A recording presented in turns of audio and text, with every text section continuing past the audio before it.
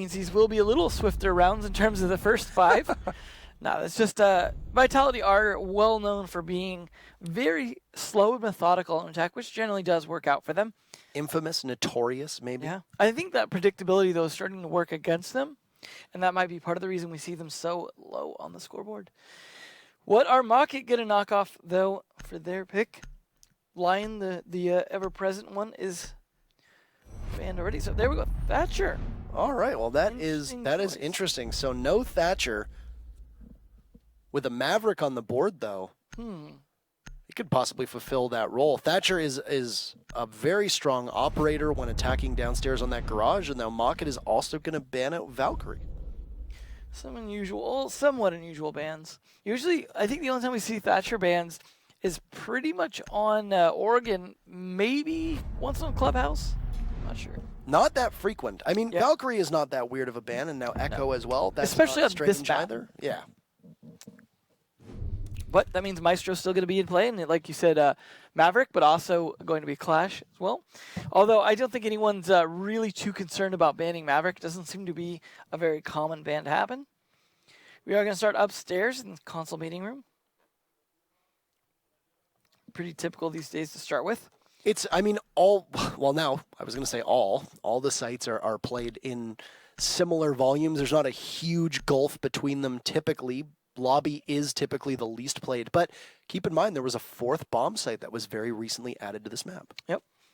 Some 6 picks coming in here. There's the Blackbeard, who is very good at attacking this particular bomb site, but the Castle's going to come out to maybe help with that a little bit in stopping some of those Blackbeard angles, potentially. Maybe mitigate some of the damage that the attackers can do. Yeah. Well, I mean, there is some good Castle strats in this top floor. I don't know if they're really as pivotal as he is on certain bomb sites, but they are definitely common ones used here on this particular bomb site. So it's not a huge surprise. They do have Mirror available, which is not the most critical operator on this map, but definitely has quite a few uses on some of the different bomb sites, especially down the stairs, as well as in lobby. We'll definitely see that get used by Brid here. 10 seconds They're to go. still bringing pretty standard ops. I mean, Vitality have gotten a little bit out of the rut of bringing older ops mostly, but it looks like they're falling back on that to an extent here with this lineup. I think Legion being the oldest operator, or the newest operator that they're running, they tend to not play a lot of more modern ones, just occasionally bring those. We're going to see Mocket though pressure windows to start with. Fortunately for him, the drone gets shot out before he even gets to look at it. So that advanced drone throwing maybe slightly working against him. For those that aren't aware, and this is something that I know for our console viewers here might not understand, advanced drone mechanics are now where you can literally throw a drone and you don't necessarily need to go on it right away. You can come back. I actually don't know if it's available on console or not. I know that advanced gadget deployment isn't. I'm not certain if we can say the same from the advanced drone, but hard to say. I mean, I would think it might be by now. Yeah. But I don't know. One of the few maps where Mira is not always a must ban is Consulate, and there you can see why she gets played so often. Inside of that little staff kitchen area where Spark is playing, he's going to go for a bandit trick and will actually get it quite successfully. Tons of time to pull that one off. Bibu eliminating Baka Brian, the Capitao down, and playing out on the balcony just by A. That is a crucial operator to a push, and probably your most utility-heavy operator here. No smokes, no asphyxiating bolt. You're going to have to rely a lot on fragging potential from Mocket's lineup now through the next minute and a half. Well, thankfully for them, they still have KS on Buck with at least one grenade left there, as well as Corey on that Blackbeard. Those are going to be the two non-hard breacher, decent frag operators here that they're going to have to rely on. But the Legion, unfortunately, gives away KS' position as he sneaks up.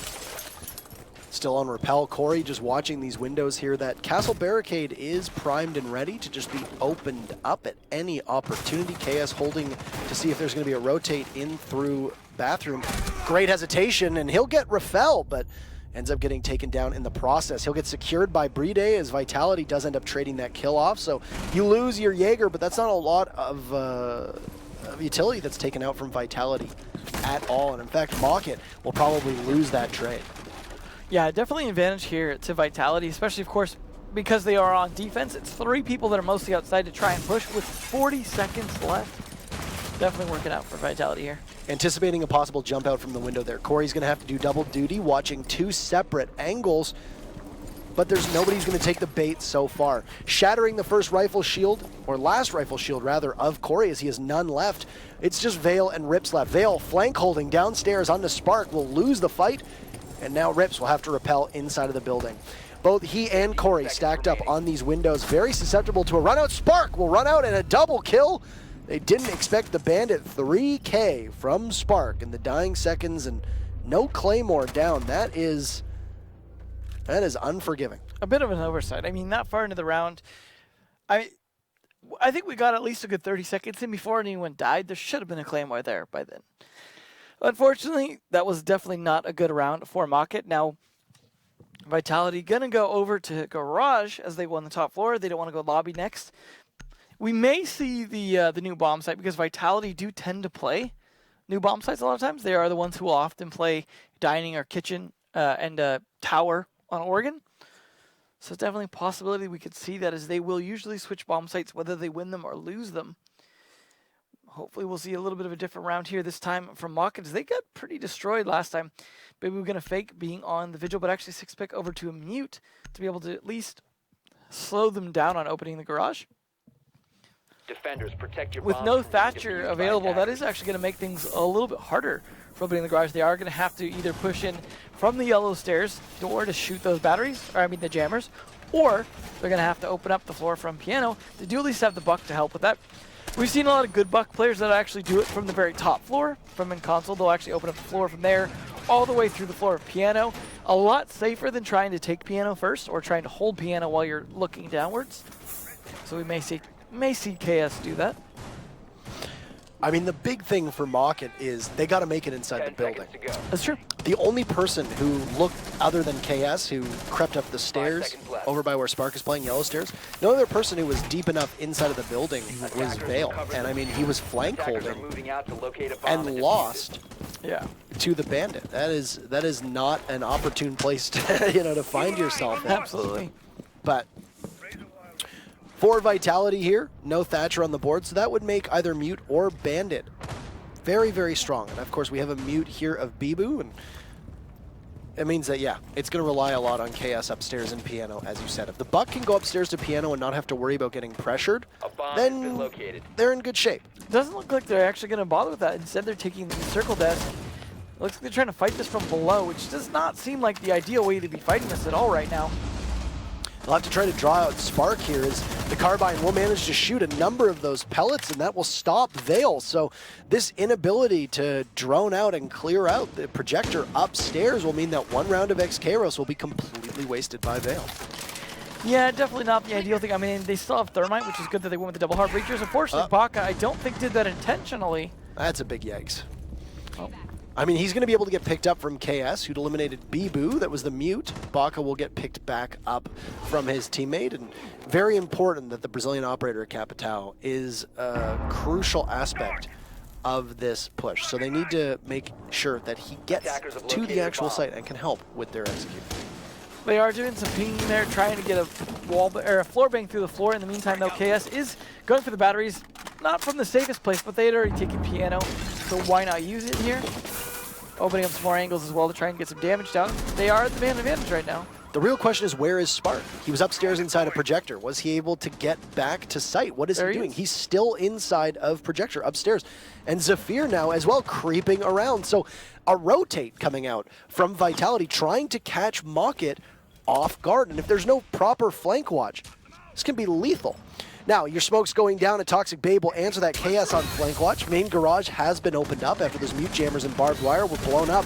But the Jaeger won't be able to get much. 2 from Mocket. Rafael and Spark goodbye. Bride able to take out Vale, but Diffuser goes down, and Mocket in a good position to be able to hold this off. But oh, Zafir eliminates the Buck. KS caught looking. This is going to be very difficult. There is a drone that is positioned that can watch that Diffuser and still Mocket if 3 bodies left, and Rips is going to be able to feed that information over and over again. Zafir tries to take a long angle, but Baka is there. Oh, the smoke of Bride. He pulls out the shotgun, but can't land the long-range kill onto Rips. Vitality almost managing to win that round, but Mocket stick it out. 1-1.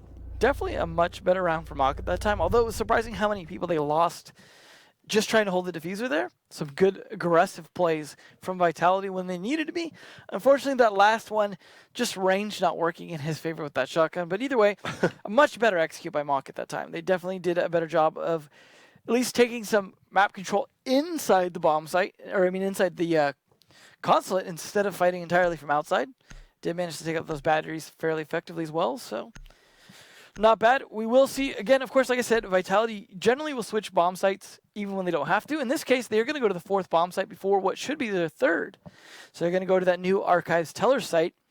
See, Zafir actually 6th pick from that Vigil. So that's the 2nd time from the Vigil to something else, although a different player doing it. We'll see how they attempt to defend this particular bomb site. We have seen some good defenses of it from G2 especially in a previous matchup. So there are some good ideas for it, but it is definitely, in a lot of ways, a difficult bomb site to hold. Yeah. And I like that you mentioned that about Vitality, because they tend to run the gamut on sites. It doesn't matter what map it is. Vitality have a lot of flexibility. They've got strats. They practice it. They play a very interesting style of Rainbow6, so it's something where if they can catch their opponents off guard, and their opponents don't have a strong strat to be able to attack the site, it's going to go a long way. And Vitality, I remember that matchup against ENCE on Border in particular last season, before ENCE ended up getting relegated from Pro League. A big part of why Vitality was able to walk away with that, other than ENCE's lack of coordination as we saw in the tail end of their run through Pro League, was that Vitality just kept going to different sites on Border, and that was back in the old rotation. That was back when you only needed to play the same 2 sites over and over again. But, I mean, now we have it where you have to go to new sites. It's interesting. Corey's going to catch Bibu, one of the most potent fraggers on Vitality, and say goodbye to not just Bibu as a player, but also Maestro. That is not a good start. That's a really good early pick. I think out of all the operators that can kill early, I feel like that's actually probably the best one to kill. Second best being Legion in this case. Oh, absolutely. I mean, the Legion would just be that his goos continue to generate. Exactly, but, yeah. I mean, by losing him and you know, losing the Maestro instead, those Evil Eyes are just essentially static bulletproof cameras. Made me look in the wrong direction. Yeah, and that's the thing too. A lot of people might not know this, but when you die, your Evil Eye cameras stay locked in that position. KS just walks right in and murders Bride, and he has control of sight. KS can possibly go for the plant. Corey watching as Rafale takes down Vale, but he'll get refragged. Diffuser is down, and Spark eliminates Baka, trying to figure out exactly where that Legion is. He'll get downed. So Zafir be the last member of Vitality. Blows open the wall, but KS just watching, patiently waiting. Rips does not hold the diffuser. Rips will finish off Spark. And this looks like Mocket is primed and ready. Grenade gets tossed out. Zafir will walk away just ever so slightly. If Chaos had to possibly prime that, that could have been a big kill. The mark's going in favor of Zafir, and we'll need an incredible clutch. Diffuser gets picked up. Waiting to see if that long angle of the Thermite is going to peek around the pillar. It will, but Zafir will miss his shots. It's a tense moment as there goes the Thermite, and Zafir can't control the recoil. Rips can. Nicely played by Rips there, letting KS just hold the site while Rips did all the peeking. It was a risky play because, of course, if you lose those peaks, you leave it in a 1v1 situation where the Vector just has the fire rate that's most likely to outdo the C8. But in the end, didn't matter. They did manage to win that. Well played. And I still think that was a decent defense of that bomb site.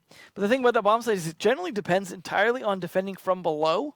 And we didn't see a lot of holes in the floor or anything like that that could have potentially done some damage to KS. So it just, I don't know, it didn't seem to work out all that great for them, but I appreciate them trying it.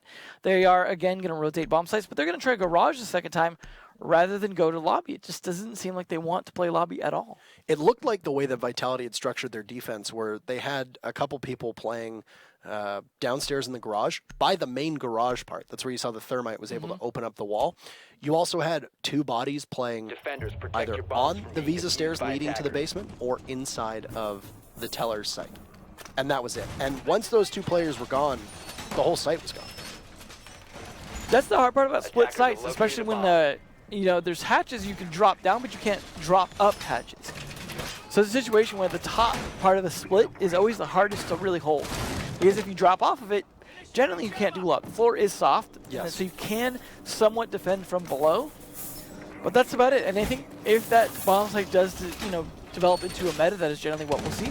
But I feel like when we saw that tried against G2, they said, okay, that's fine. We'll just attack the bottom floor. Because you're going to attack us from below if we take the top one. So we'll just come at you from the bottom with a nice rush that they did. And I think that was an interesting demonstration of a way to just attack a split like that. I feel like the only other splits we've had that haven't really been in Pro League outside of year one were both on House and Hereford. A nice early kill though from Corey onto Zeph for the Doc, who is obviously peaking. Well punished by the Blackbeard, who does take almost half his health in damage, but definitely worth that kill. Not a good start for Vitality. They like to play this push and pull style of play where they take their time and really sort out exactly what they're going to do. They're more practiced typically on attack because, as we've said before, they try to establish that tempo that they can follow. Very difficult to do that on defense, and I mean, it's really not working out so well for them. The fact that Mawkett have been able to get these early picks has really snowballed for teams. In fact, so far through the 3 rounds, the team that's gotten that first early pick has managed to continue pushing on and getting the round victory. Think about the first round. Vitality were able to eliminate Baka Bryan very early, and there was no bounce back from Mawkett. They were just dead in the water from that point on. I think some of that's down to the way that the teams are trading. If you're trading and you have a man advantage, you win, just off trades alone. Although sometimes it depends on what side you're on, attack or defense, whether or not that pays off. But Spark does at least trade it back onto Baka. So that is one utility-based operator. No longer going to be able to bring that utility, and that's the second time I believe that's happened, where he was the first to die. In this case, they still have both the hard breachers, and you see some work being done from them, opening up holes. We also see some creeping coming out from Spark, something he's very good at, creeping around. But that means he's not really utilizing that 3-speed, of course, because he's moving at such a crawl. Ultimately, both teams end up losing somebody. The Doc not being a huge loss for Vitality, but once again, losing Baka Bryan is not ideal for Mawkett to find themselves in. They still have that same lineup that they were running last time around that this happened. Mind you, it's on different sites. This time they have to attack the garage downstairs as opposed to bothering to go up top. That is quite a view there of the Blackbeard as he's going to get caught looking the wrong way. Corey, so long. The last thing he sees is the outside of his head as Bibu just tears right through him, a beautiful headshot. All the while, Mawkett has been able to open up both panels downstairs, and KS on yellow stairs won't have the advantage of an ACOG, but could possibly get pushed. He's going to take out the ADS, so he'll be free to lob some frag grenades down if need be. He's only got 1 left. Plant going out from Rips, and there's a well-timed smoke doubled up with an Evil Eye, and Rips will manage to get away, but with not very much HP left. Excellent shot. Vale just executes one, cannot get onto Rafael as he unscopes. So KS will need to be there to do the rest of the work. He'll find Rafael missing his shots onto Bride. Planter goes down, but Rips will go too. And even though the diffuser will go down, that will be a round victory for Vitality as we witness a murder on behalf of the hands of the smoke. KS just pushing a bit too much instead of being able to give the cover to Rips as need be. And there you go. Tied it up. And there was a case of a round where the first kill, that team ended up actually winning, the team that had the first death, that is. Part of that was, of course, the operator that they killed wasn't a big deal. Killing the Doc wasn't going to be a huge impact. And like you said, losing Baka, though, on the trade, definitely a bigger impact on the team. They also seemed very spread out, so they were getting picked off one at a time. Corey getting picked off in a situation you probably shouldn't have, due to a good angle there being played. And then the rest of the team, again, very, very spread out. So they were getting picked off one by one in situations where they weren't trading it. And that was that's what they should be doing with that man advantage, of course, that I was just talking about at the beginning of the round. Corey getting a 6th pick over to that Blackbeard, and they are going to go no double hard breachers this time, because Rips is going to be bringing Sophia instead of Thermite. So they're going to be changing it up just slightly here. But it is back up to console, so there's definitely not going to be lobby played at all from Vitality, as this is their last defensive round. And their chance to come out ahead by 1 point if they can win this. I'm surprised that we saw a Teller's Archives. That's the thing. Vitality are that kind of team, though. I mean, to be fair, the composition that Mawkett's been running would work very well on a lobby take too. So it's a bit shocking that we don't see that. Now, a Thermite isn't really required on a lobby take. Hibana is usually the hard breacher that you want to run in that instance. But at the same time, I mean, it's a bummer if you're a Mocket fan because 5 seconds left they before were so insertion. well prepared to be able to take lobby. Have a buck from above, tons of vertical pressure. You've got Capitao, who we still really haven't been able to see what Baka Brian is able to do with that Capitao. Yeah. Fortunately, he's just been getting a bit too ahead of himself, and Vitality, responding accordingly and appropriately, have been taking him out before anything can happen from Mocket's side of things. Definitely the case. I mean, this time he's still going to be on Capitao. Maybe going to play a little more cautious this time. Corey, though, definitely taking a big risk there on popping that window open, but doesn't take any damage. Doesn't even look like they hit his shield. So gets away from that scot-free. Yeah, it doesn't look like he took any damage whatsoever. He's still just going to stay on the window. Oh, Bride! Wow. Why would you push back that far?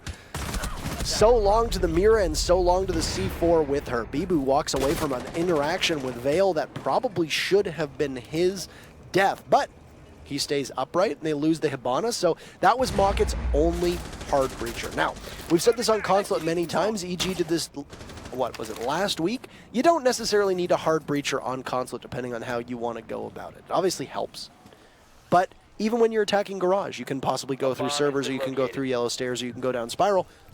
Not a requirement that you have a hard breacher. Mocket's task becomes more difficult now they've lost Hibana, but I don't think this is a fatal blow. No, definitely not. I mean, it definitely does mean that there's some angles they can't open, but KS opening up angles of his own through the floor. Unfortunately, does not know that there was someone right there, although looks like he might have done some damage. Baka, though, finally getting a kill rather than being the first to kill himself.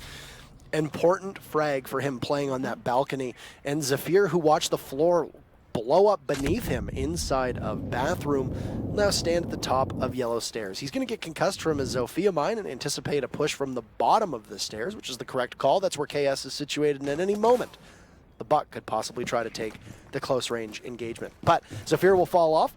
He's got the backwards mirror window at his disposal, but he's very vulnerable to a possible push from that connector window. KS will be stopped for just a second and pull the goo mine out as he's joined by Rips on yellow stairs. They'll see the castle. Zafir walks away with one kill, but whether he'll be able to push up or not, won't get any far. Rafael's last man up. They'll take out Corey. And he's still got Baka Brian and KS left. Plant going down. How good is the coverage going to be from Baka Brian? The newest member of the team, it's going to be paramount that he's able to stop this Jaeger from doing anything. He's prone on the ground, and the ACOG will spot the Jaeger before the Jaeger can spot him. And Baka Brian will lock this out. 3-2, the scoreline through the first half for Mocket. They get 3 successful plants down. They lose one of those plants. And we'll switch sides and see what Vitality can conjure up. Well, again, was the case of just trade after trade after trade. In that case, though, Mocket was able to manage to get 2 without losing 1. So they ended up in the trade advantage. And that's what they needed, right? Because you need someone to cover for the plant, as you were saying about Baka. So because they had that slight man advantage, that makes all the difference in the world, because you need someone to be covered while you're planting, because you cannot risk coming off the diffuser when you're in a tight situation like that, especially as time ticks down. Now that they switch sides, Console is going to be the first site as well for Mocket. We'll see if Vitality are back to their old shenanigans of attacking the last 10 seconds, or if they're going to bring something new, Defenders, fresh, protect and your I don't bombs know, from attack being anytime used by before that attackers. onto the bomb site. KS, though, you were saying about him having a real crackerjack of a match the other day, up at 7 again today, so definitely showing up for his team. It's good to see that, as I know there was some criticism of his fragging ability in the past.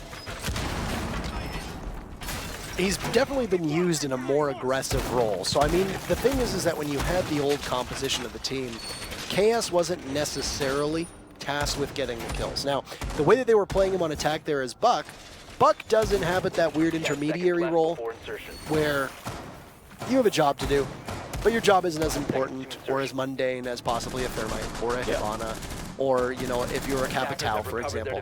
A lot of times Buck will be that secondary entry fragger. So it's not that weird to see KS being able to put 7 kills on the board through the first 5 rounds. He's going to be playing a Mira now, though, and I mean, Mira is not going to be the person getting the kills, I would imagine, on Mocket's defense. But that's a role he was playing going all the way back to when he was on Penta. So that's he true. knows it well. That is true. But I would imagine that they're probably going to ask Vale and Baka to be getting these kills, or even Maestro, who is definitely an anchor but has one of the best guns available on defense right now in that Alda. He's like the most aggressive site defender. Oh yeah, and I mean the fact that you have the best gun with the best ACOG on defense, that's going to go quite a ways here. And I mean, it's not an MP7, or it's not an MP5. It's not an MP5 suppressed. The fact that you have this tremendously powerful weapon with an ACOG means that Maestro has a role that very few other Defender operators can share with him.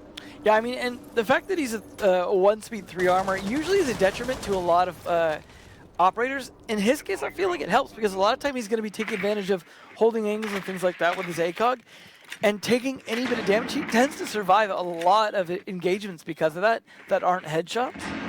I mean, imagine if you combo that, of course, with a Rook armor as well. You could be even more of a force in terms of standing somewhere and just spraying bullets.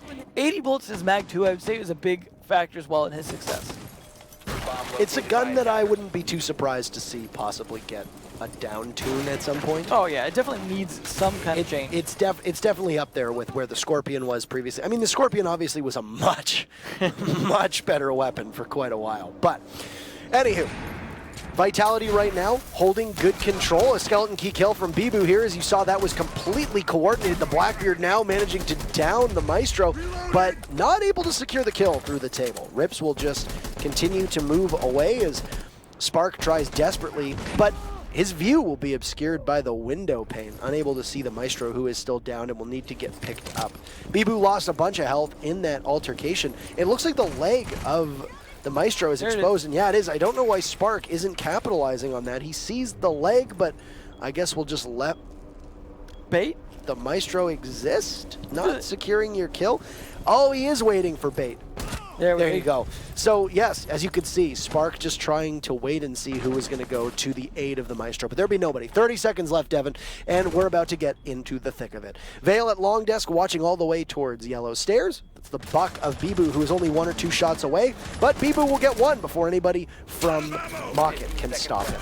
KS is down. Rafael will rappel right in, and he'll manage to put a bunch of bullets inside of Vale. Vale and Corey both being locked out of the sight right now. Corey on the rotate. He goes out. He sees Rappel. He'll get one kill, jump right back in. Diffuser down. Mark's going out, but he is a UMP, and he'll get destroyed from breeding.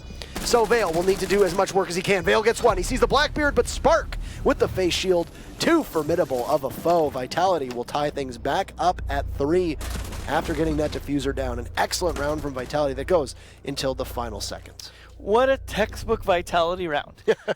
And it's like, they don't, I know we almost kind of semi-criticize them for it, but the thing is, realistically, when they're attacking the last 10 seconds, it's because they've been doing work the whole round, picking people off one at a time. Every time they find a weak player, you know, I feel like they're like the lion who chases after and eats the slower, smaller antelopes that are trying to escape until it finally catches up to the other ones. It just, they slowly kind of whittle through the players, and so that the reason they get away with a lot of these executes at the end is a lot of times they've either forced everyone into compromised positions when it's a 5v5, or they've picked off everyone else around the site and are ready to just push on the people left on it. And it tends to work a lot for them. I mean, I wouldn't say often enough that that has kept them from being in like 6th place on the scoreboard, but either way, that was an example round right there of why they do what they do and why it works for them. Fortunately for Mocket, they just kept, I think Mocket were almost a little too mobile in that round in terms of the way they were playing, kind of exposing themselves a lot of times to angles that, you know, that's the thing about Vitality, right? They hold an angle forever on attack. And what do you not do when someone's holding an angle? Move, walk into that angle. Peek it. Yeah, and that is, unfortunately, didn't seem like Mocket really thought about that aspect because they seemed to walk into quite a few of those shots. So, overall, there was some retake potential there. I liked it from Vale, but yeah, I think one of the biggest problems with that site upstairs in console office is that if you've got somebody covering possibly from either bathroom all the way long range, or somebody on connector long range, or somebody playing on those console office windows, and you don't have a defender who can engage them from, say, top of yellow stairs if there's a rotate, there's only 1 or 2 ways for you to retake that site. Yeah. Usually will require some kind of, you know, diffuse denial in an Echo, in a Maestro, in a Smoke being available to you, C4s in particular. Yeah. But Vale was way too far off to be able to use that C4 and had to just go hunting for kills. And they got some impactless frags, but ultimately it didn't change the course of the round. As such, we call them impactless frags. You know, I would almost consider doing, if I'm playing against Vitality and Echo's band, I know it sounds weird, but bringing in Ella, keep all the Grisbot mines, and save them to just tuck into the room near the plant anytime they're going to try and plant. Because they always do it with such few seconds, you don't have to turn a denial into a kill like you would with smoke. You just have to turn it into a denial. You just need to stop them in their tracks. And yeah, I mean, Echo is definitely an operator that works quite well against Vitality, knowing exactly how they play. Vitality doesn't always run an IQ either, so that's something that could possibly work out. But I mean, Vitality banning Echo, unsurprising to say the least. Bibu's admitted they know it's one of their weaknesses, and they're going to continue to ban it most of the time. But we'll see, though. We are seeing our first pulse here. Something that we used to see a lot on console, but hadn't been seeing much this map because of his ability to play from below down here. He kind of tends to dominate the first floor. Or the bottom floor, whichever you want to call it. I mean, any floor, really. Pulse is an incredibly strong operator. He's got a 9-meter range here. He's got a nitro cell. If Rips can show a little bit of patience here, then, well, there goes the drone. But the drone does get shot out. No, still on the drone, Rafael. But Rafael is not vulnerable because where he's positioned on the stairs, the C4 would be no good. So Rafael will stay safe, at least for the time being. There's a Claymore underneath him. He's on a hard surface that cannot be shot through by anybody underneath it. You see that Rip's just going to continue to try to figure out exactly where that Capitao is and keep tabs on him for the rest of the team. Doesn't know which operator it might be, though. No, he doesn't see a silhouette like we do, just the ping. But he is giving the information to Baka to say, hey, Rafael is free. Feel free to walk right up. Now Bibu, who will head towards the antechamber, gets spotted out. And wow, that's an awful lot of damage. Goodbye, Zafir. The Zofia is there instead. Capitao gone earlier on, so a big double kill from Baka Brian to try and put Mocket back into the winners column this time around. Vitality playing with fire at the moment. Time running down. Brid takes one. Corey trades off. Bibu jumps into the fray, but it's a 2v3. Plant going down. Baka just needs to creep right up. There is some watch on the stairs, but Baka peeks around and tests the reflexes of Vitality, and well, those reflexes were as slow as their push. Mocket will take the lead again. It's 4-3. Much like the rounds themselves, we are seeing trades after trades in terms of actual rounds as well. So we are going to see our first lobby, though, it looks like, unless they change their mind in the last second. But again, that was textbook Vitality in terms of pushing the last second. But in that case, Baka turned the tables on them by getting those 2 kills.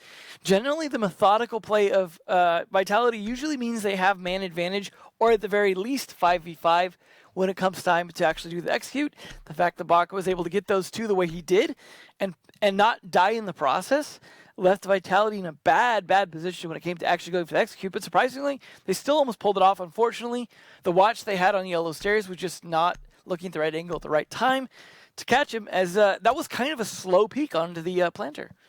So, either way, though, that is another round for Mocket, who, as you said, are 1 round ahead now. Neither of these teams at match and map point yet, but it is definitely getting close to that. Obviously, we have a maximum of 10 rounds, but there is definitely a good chance we could see a tie come out from these guys just based off the way they're trading so much.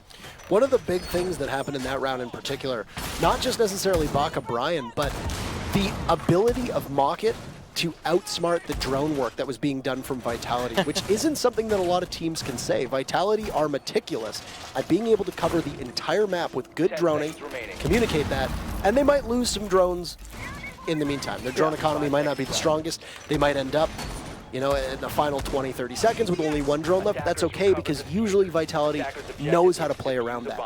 They lost track of the Jaeger of Baka Brian.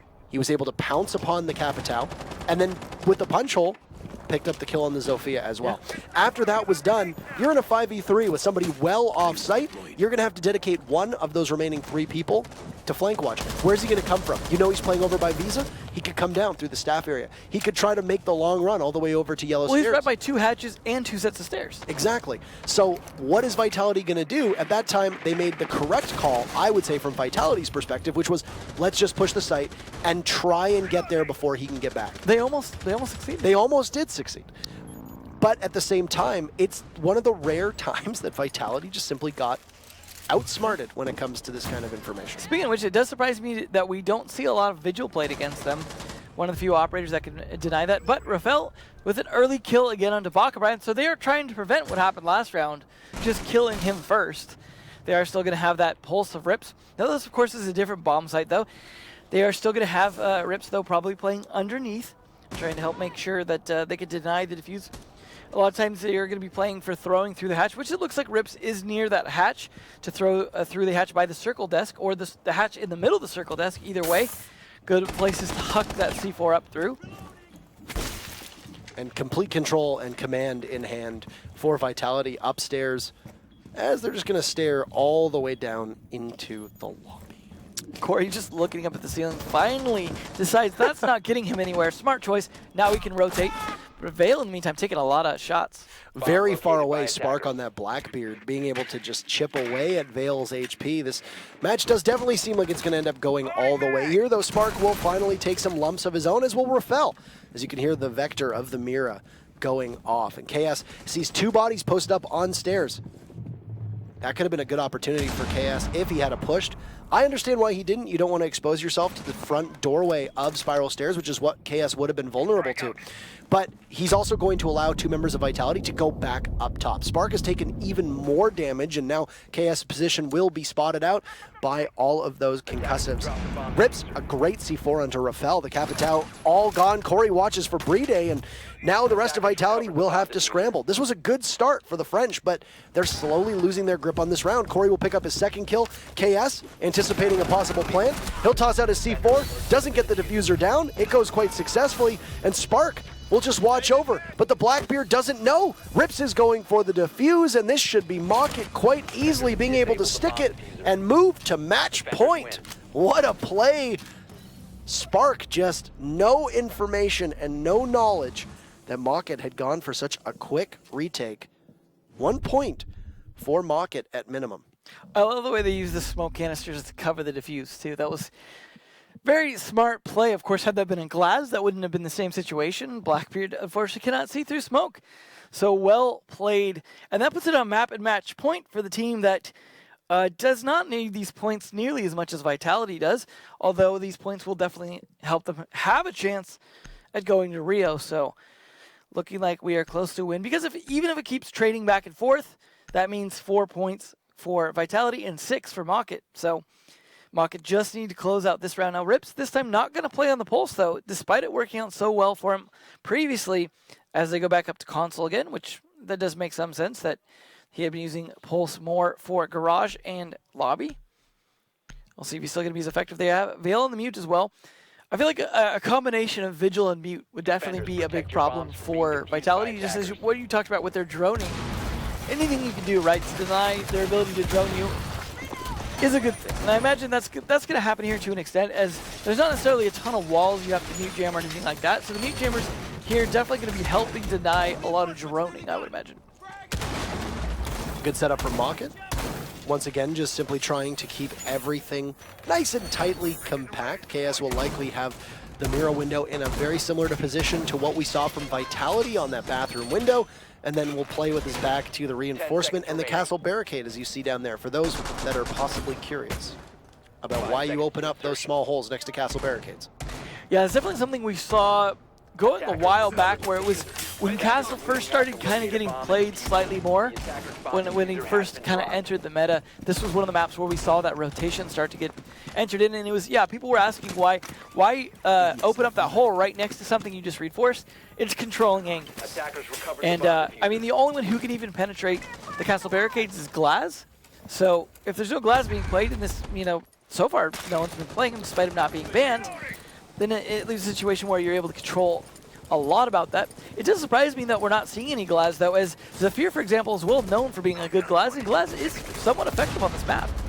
That grenade from Bibu goes off just a bit too early over the head of Vale, and now the second one will not miss its target whatsoever. Pinpoint accuracy from Bibu, as you saw the follow-up drone there. Likely losing the drone in the process, but still able to secure a big kill. This right here, that's peak Vitality. Yeah. You're miles away from the site, and Still you're just holding an angle. one angle. Oh, man. Vitality. Bride droning Bibu in. As you can see, one of his teammates also repelled up by the copier. And Bibu looking to see if anybody's going to be playing behind long desk. The silhouette's not available to him, but to us, we know that there's nobody there. Bride has now joined the buck of Bibu inside a copier, and will move inside of the kitchenette. That is right next to the copy entrance. Well, Spark doing some droning for himself here. He's still playing a somewhat aggressive Blackbeard, although looks like he's going to go for the repel instead, try and control the projector room from the balcony, which is a pretty typical Blackbeard. But only one member so far of Mocket has died. Minute 12 left. So if they can continue to hold this with just one man down, they still could be in a position to deny a plant attempt here from Vitality. But this is one bomb site they succeeded on. This is the only attack that they've won before was on console. So this is a risky one to be the follow-up here as the third bomb site for Mocket. What did they just shoot that Zofia concussive or that grenade at? It looked like it hit the wall. Were my eyes not working there? I honestly think Zafir was. I think Zafir tried to use one of the concussive blasts, but instead, yeah, he did. He tried to obviously use one of the concussive blasts, but he misses. So 30 seconds left, and Team Vitality do have a numbers advantage. Match point in favor of Mocket. They just need to hold on for another 20 to 30 seconds. Plant going down, KS gets the lead-off kill, but they don't know that the diffuser is close to being planted. Rafael will be able to pull it off. So Mocket will now need to fully retake.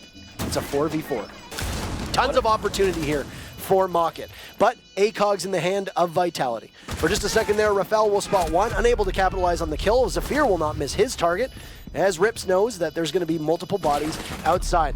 Blackbeard upside down, face shield. This is a lockout from Vitality. The slaughter will continue, and it's flawless after the plant. Vitality finds their targets and gets every single last one of them. This is going to go all the way to round number 10. Still match point in favor of Mocket, but Vitality very close to tying this up. So far, I would say this match has gone pretty much exactly as I would have expected it to. The back and forth, the going to all 10 rounds, not being sure who's going to win, potential tie situation. Seems like it, but so far, this is in favor of Mocket, who are not only at a 2-point advantage before, still on map match point, and this is one of the bomb sites they have won, as opposed to console, which they've now lost twice. So now they are in a favorable position, I would say. But either way, they are guaranteed 1 point. And that denies Vitality the ability to jump up more because they have no chance of getting 3 points now. So at the very least, they're denying Vitality their chance to jump up that leaderboard, giving themselves a better chance of continuing to hold towards the top with that 1 point or potentially 3. We are going to have Rips, of course, playing that Pulse again, as he did so well on this garage before, providing a lot of information to Baka, which made a big difference. As you mentioned before, they were doing a good job dodging a lot of the drones, so Vitality are going to have to be a bit more careful this time to make sure they catch Baka, deny his ability to move around. They are going to be bringing a bandit this time. I believe they brought a mute last time, although I don't recall correctly, or exactly if that was the case for the garage. But they are definitely going to do that this time. We saw a lot of mute on the garage downstairs, but the bandits being there will obviously mean that Vitality's only real recourse is going to be to either put that Zofia or the buck up top to be able to take out the bandit charges.